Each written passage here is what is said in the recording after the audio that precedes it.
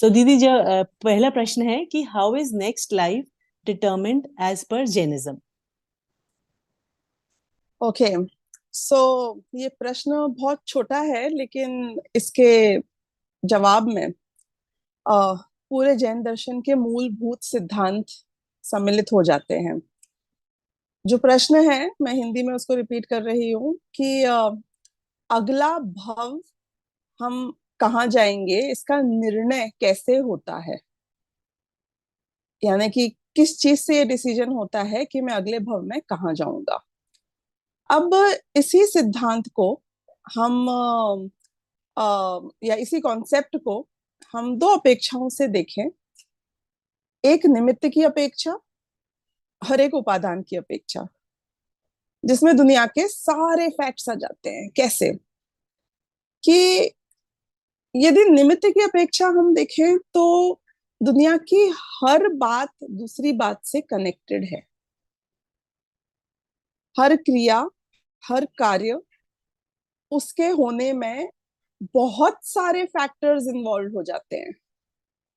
Everything is connected. और यदि आप उपादान की अपेक्षा देखें इस पूरी दुनिया को, तो सब कुछ इंडिपेंडेंट है। किसी का किसी से कोई लेना देना नहीं है। अनादिकाल से अनंत काल तक की जो उसकी सीक्वेंस है जिसमें परिणमन हो रहा है, उस द्रव्य के उस परिणमन में वो द्रव्य भी एक तरीके से कारण नहीं है। उस समय की उसकी वो होने की योग्यता ही उसकी कारण है। तो पहले अब मैं निमित्त की अपेक्षा, हमारा अगला भव कैसे डिटरमाइन होता है, इसकी खुलासा करूंगी, फिर हम उपादान की अपेक्षा पर आएंगे। तो यदि आप देखें कि अगले भव का डिसीजन, निमित्त की अपेक्षा कह रही हूं मैं वापस, कब होता है कि वन प्रीवियस भव में ही होता है। यानी कि आप इस भव में नेक्स्ट टू नेक्स्ट भव का बंध नहीं कर सकते। मैक्सिमम और मिनिमम अगले भव का ही बंधन होता है। और वो किस पे डिपेंड करता है कि कुछ मैं आपको शास्त्र वाली बातें बताऊंगी और कुछ मैं आपको थोड़ा scientifically how does it workout वो भी बताऊंगी। शास्त्र में ऐसा आता है कि आपके जो टोटल लाइफ स्पैन है, जितने भी साल आप जीने वाले हैं, उसमें यदि कदली घात मरण है तो वो भी इंक्लूड हो जाता है। Let me tell you that.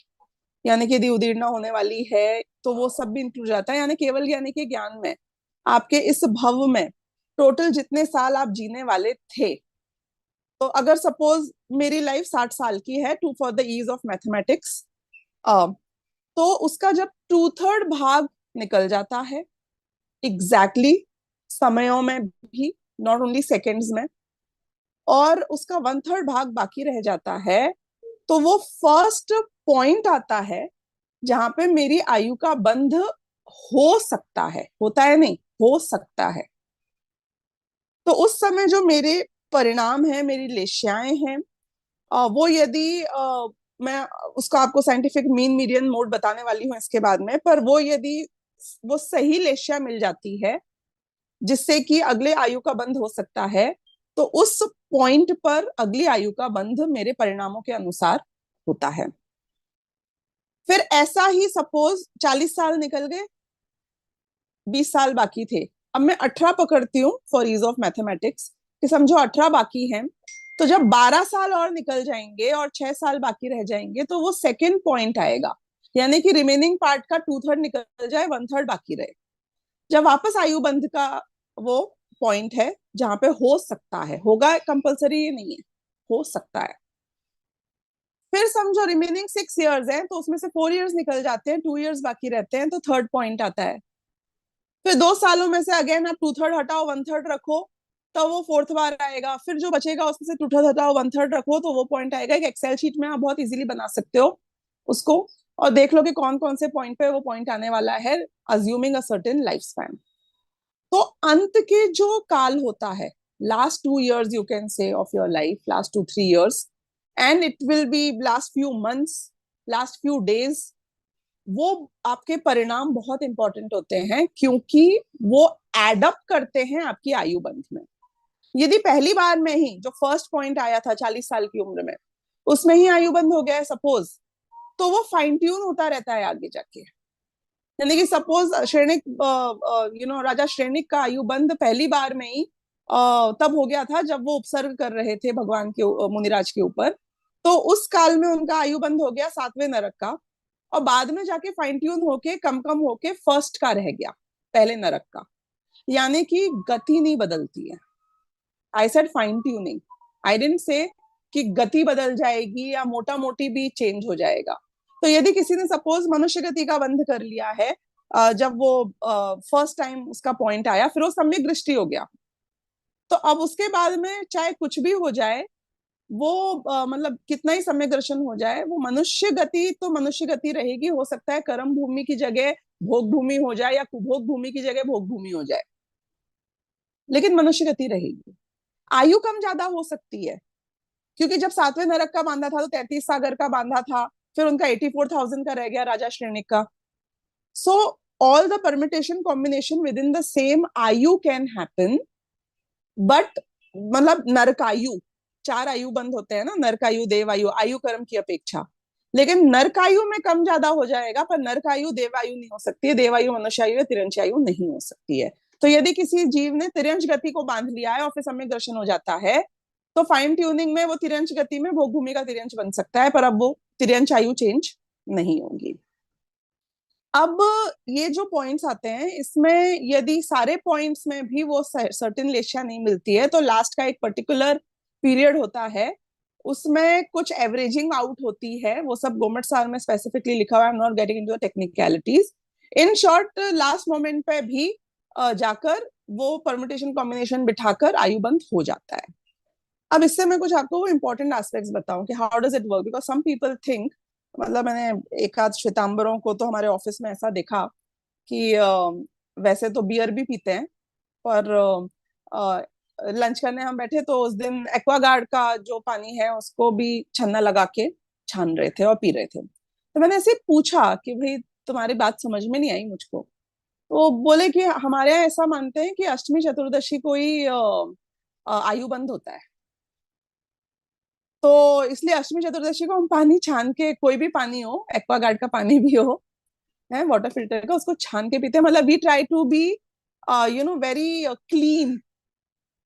तो हम ऐसा कभी सोच सकते हैं कि भाई मैं भी ऐसे ही मान लेता हूँ, मेरे को ज्योतिषी ने बताया था, मेरी कुंडली में लिखा था कि 60 70 80 साल तो जीने वाला हूँ, तो till 40 we can do whatever we want to do, उसके बाद में अपन चालू हो जाएंगे थोड़ा सा कॉन्शियस होकर, परिणाम संभाल कर रह लेंगे। तो ऐसा नहीं होता है। क्यों नहीं होता है? क्योंकि आपको यदि मैथमेटिक्स का कॉन्सेप्ट मीन मीडियन मोड का पता हो, तो जो वो सर्टेन लेशियाएं आपको मिलनी चाहिए ना, लेशिया के पॉइंट्स मिलने चाहिए। उसमें दोनों क्राइटेरिया है, एक तो बहुत तीव्र कृष्ण लेशिया हो या तीव्र शुक्ल लेशिया हो। अगेन उसका एक चार्ट बनता है, गोमट सार में हमने उसके चैप्टर में पढ़ा है, जिन लोगों ने उसको कवर किया है उसके लेक्चर है मेरे भी यूट्यूब पर भी, यदि देखना है तो आपको, कि एक्सट्रीम होते हैं जब आप वहां आयु बंद नहीं होता है। आयु बंद होता है जब मीन मीडियन मोड आपके लाइफ टाइम के परिणामों का मैचअप होता है, because it cannot be the wrong sample point, it cannot be with the outliers. यदि आप मैथमेटिक्स समझते हो तो, जैसे आपको यदि कोई एक सैंपल साइज का ये रियल क्वालिटी समझनी है, तो आउटलायर्स को आप उसमें से हटा देते हो। You understand what is the concept of outliers? I am not very sure. यानी कि जो एक्सेप्शंस होते हैं, जो एक्सट्रीम होते हैं, उनको आप क्लीन अप कर देते हो। क्यों? क्योंकि वो स्क्यू कर सकते हैं आपके सारे डेटा को। कैसे? जैसे कि मैं एक उदाहरण दूं, समझो 10 आदमी थे एक कमरे में, एक साल का बच्चा था, एक 80 साल का बुढ़ा था, और बाकी जो 8 जन थे वो सब 14 15 की एज के थे। तो मैं आपसे पूछूं एवरेज एज क्या थी उस कमरे में? तो यदि आप 10 लोगों को ऐड करोगे, उसमें 80 साल के बुढ़े को ऐड करने लग जाओगे या 1 साल के बच्चे को ऐड करने लग जाओगे, तो एवरेज एज पूरी स्क्यू हो जाएगी, पूरी डिस्टॉर्ट हो जाएगी, जो कि सही आपको उस कमरे में एवरेज एज का हिसाब नहीं बता पाएगी। लेकिन यदि आपने 8 बच्चों को पकड़ा, तो आप बोलोगे एवरेज एज तो थी 14 15 साल की, और ठीक है एक दो एक्सेप्शंस थे, उनको हमने क्लीन अप कर दिया है। तो देन यू आर राइट, क्योंकि एवरेज एज 14 15 ही है उस कमरे की, एक्सेप्शंस को हटा के। तो ऐसे ही वो मीन मीडियन मोड से समझो, जो पूरी आयु होती है आपकी उसमें आपके जो एवरेज परिणामों की तासीर होती है, and this word I am using from my side, not given in the शास्त्र, लेश्याएं हैं बेसिकली, तो पर मैं अपनी तरफ से बोल रही हूँ कि जो तासीर होती है, जैसे कुछ लोगों को आप देखोगे कि हर एक की कषायों की एक जोन होती है, वो उसी जोन में रहते हैं हमेशा।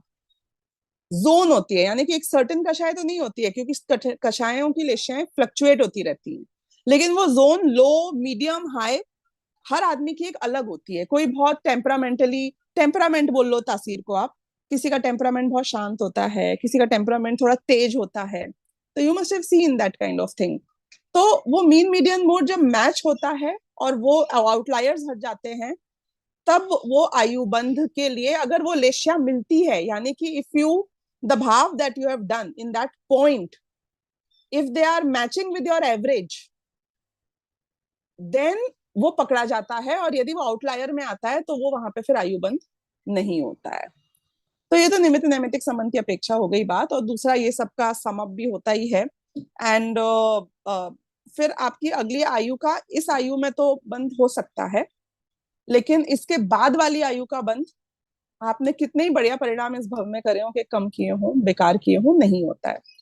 कई लोग जब वो भरत चक्रवर्ती के पुत्रों की बात करते हैं, जो एक भव अवतारी थे, उसी भव में 8 साल के बाद में, 8 साल तक मौन रहे और उसके बाद में दीक्षा लेके जिनका मोक्ष हो गया था, तो निगोदिया में थे, वो नित्य निगोद में थे पहले। नित्य निगोद में भी यदि आप देखो तो इस पर्टिकुलर भव में सिर्फ अगले भव का ही बंध होता है, यानी कि नित्य निगोद वाला जीव या इतर निगोद वाला जीव भी अगर वो निगोद में ही है, तो each time one at a time आयु बंध रही है उसकी, यानी कि हर निगोदिया की पर्याय में वो अपराध कर रहा है और उसके अगले भव निगोदिया का बांध रहा है, अगले भव में फिर वो उतना ही बड़ा अपराध करता है कि अगला भव उसका निगोदिया का बंधे। यानी कि एक भी निगोदिया के भव में यदि उसके परिणाम सुधर जाते हैं या थोड़े भी बेटर हो जाते हैं, तो अगला भव निगोदिया का नहीं होता। तो हर हर भव में नया अपराध है उसका। अब वो निगोदिया वाले जीव, नित्य निगोदिया वाले जीव जो भरत चक्रवर्ती के पुत्र थे, उन्होंने नेक्स्ट भव इंद्रगोप नाम के कीड़े का बांधा, वो कीड़ा बनने का बांधा। तो बस उतने ही बांधा था, उससे ज्यादा नहीं बांधा था, उसके बियॉन्ड वो चक्रवर्ती के पुत्र बनेंगे ये नहीं बांधा था। वो इंद्रगोप नाम के कीड़े के भव में चक्रवर्ती के पुत्र बनने का पुण्य बांधा था उन्होंने। तो वन एट अ टाइम होता है, ये मैं आपको बहुत क्लियरली बताना चाहती हूँ कि एक बार निगोद गए तो हम तो फंस गए, कि वो नया फंसते हो हर बार।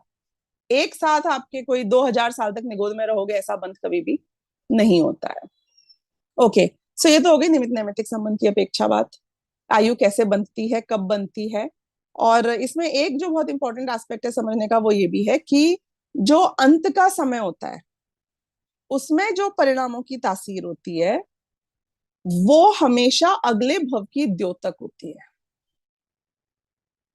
विच मीन्स जैसे राजा श्रेणिक को नरक जाना था, उनका समाधि मरण हो ही नहीं सकता था, वो संयम धारण कर ही नहीं सकते थे।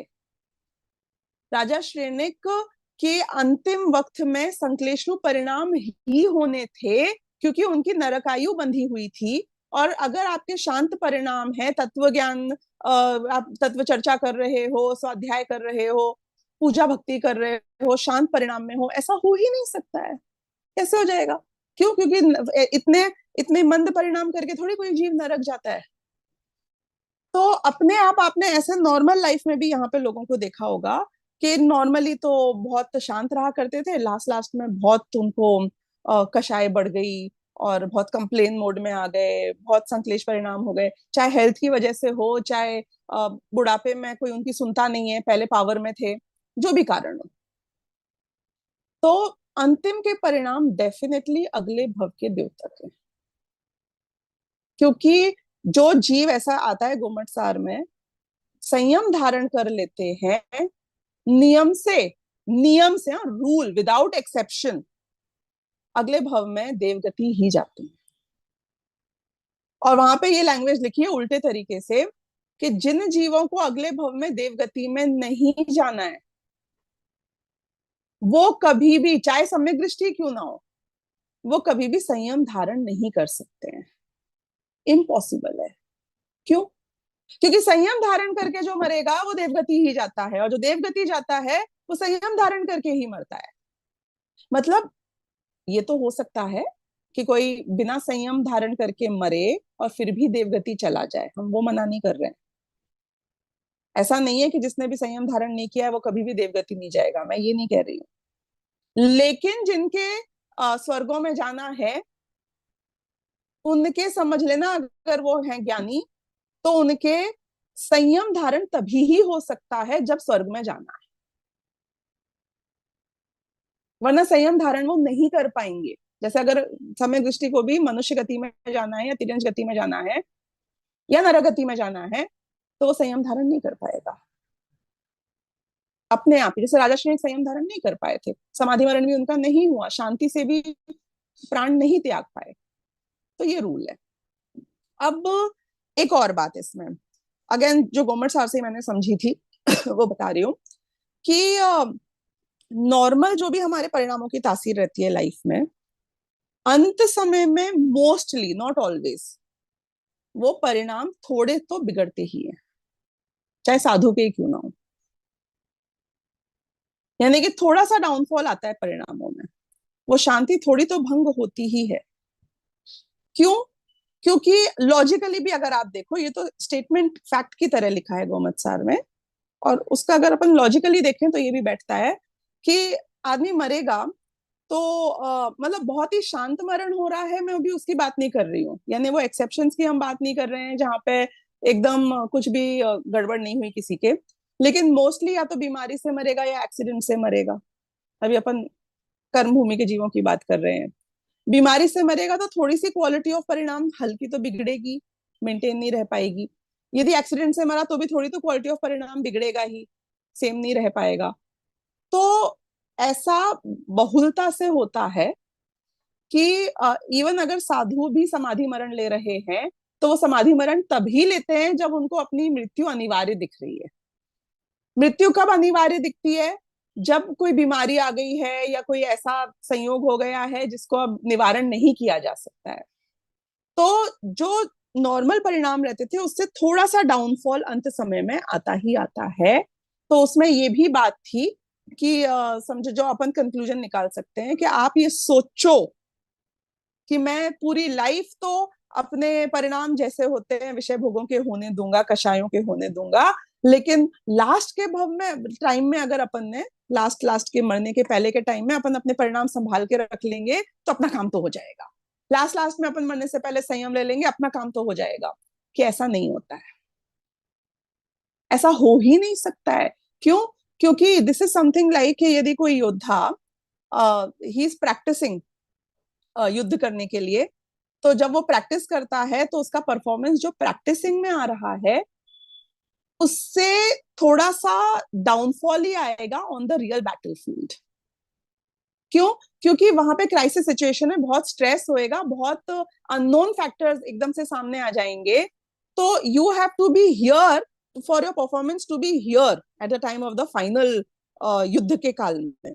यदि आपका परफॉर्मेंस यहाँ है और आप सोचो कि मैं अभी तो मुझे ये ढंग से नहीं आ पा रहा है, पर आप चिंता मत करो, मैं जब वहां पे युद्ध में जाऊंगा ना तब मैं मैनेज कर लूंगा, ऐसा नहीं होता है। ऐसा हो ही नहीं सकता है।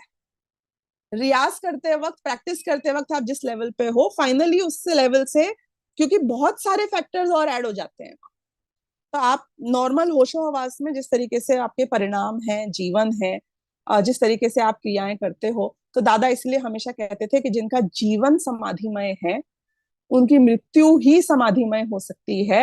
यदि कोई सोचे कि मेरी मृत्यु समाधिमय हो जाएगी और जीवन आप में सारे विषय कषायों में है, तो ऐसा पॉसिबल कभी भी नहीं हो सकता है।